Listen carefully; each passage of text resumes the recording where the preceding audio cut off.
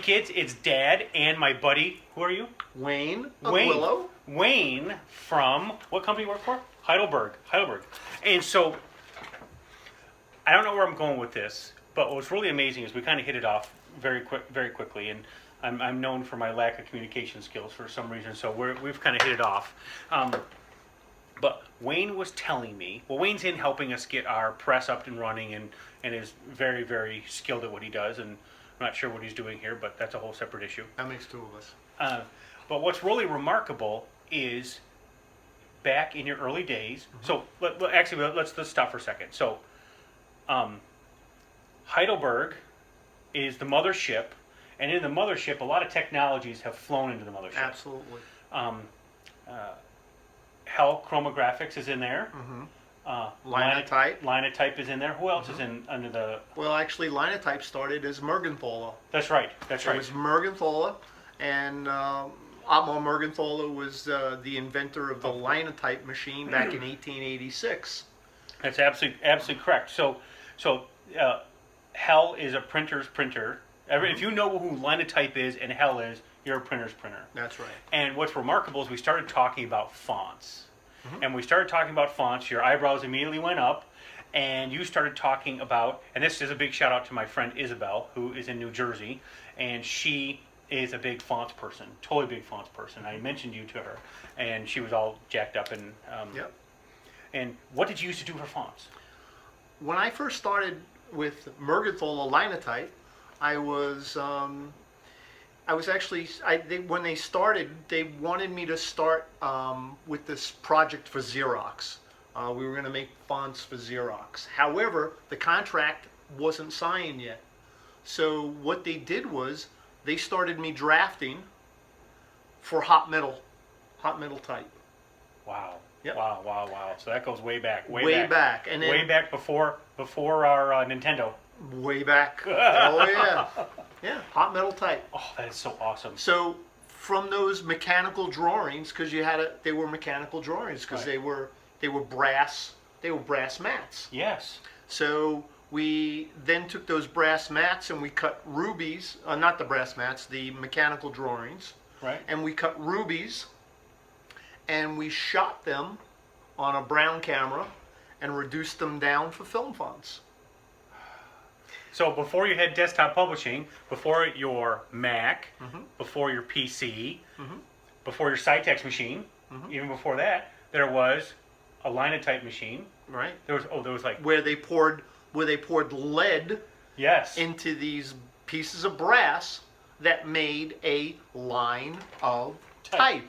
That's right. There was a company called Monotype. Monotype. That's right. Monotype was a competitor that tried to do the same thing that Otmar Mergenthaler invented. So before Adobe and before fonts were on the screen, you're actually designing typefaces for the grandfather of desktop publishing machines, weren't you? That's absolutely right. And before the Linotype machine, it was the Gutenberg.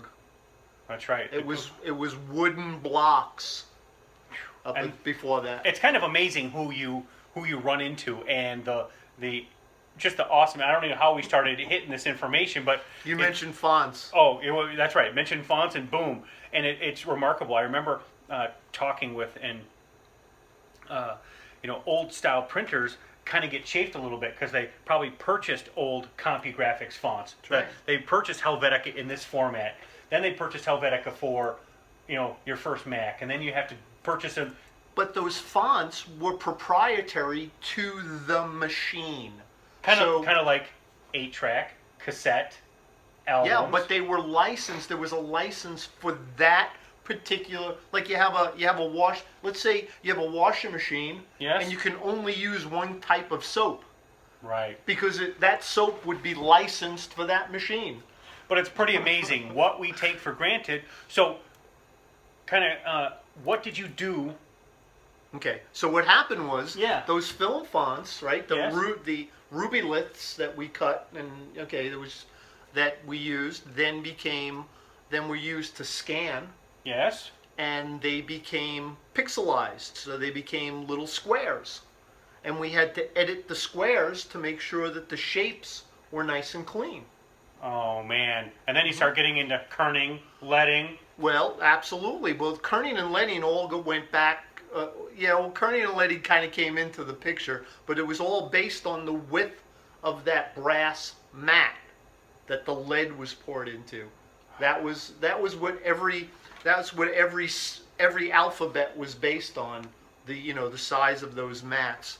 But what happened was we then took that digital data and then we wrapped curves around it, and then that became Bezier data, which you guys are probably familiar with. Yes. Bezier data is a point, an end point with 2 influence points. Yes. And I had wound up going to Adobe for 2 weeks to learn their system, and then probably a third of the Linotype library, the Adobe library, went across my desk. Because we had to check it from 6 point to 186 point. Oh my gosh, that's to check for the continuity of the curves and that it wasn't losing the feel of the font. So kids, Mr. Font here, so cool. We could go on forever, but we're not gonna because we'll bore you. Wayne, thanks for joining. Thank you very much. For coming to Green you. Bay. I love you, Madeline, and Clara, and Tommy. I love you, Emma, and I love you, Drew. We will talk to you guys later. You never know who you're going to run into. Talk to you later, kids. Bye.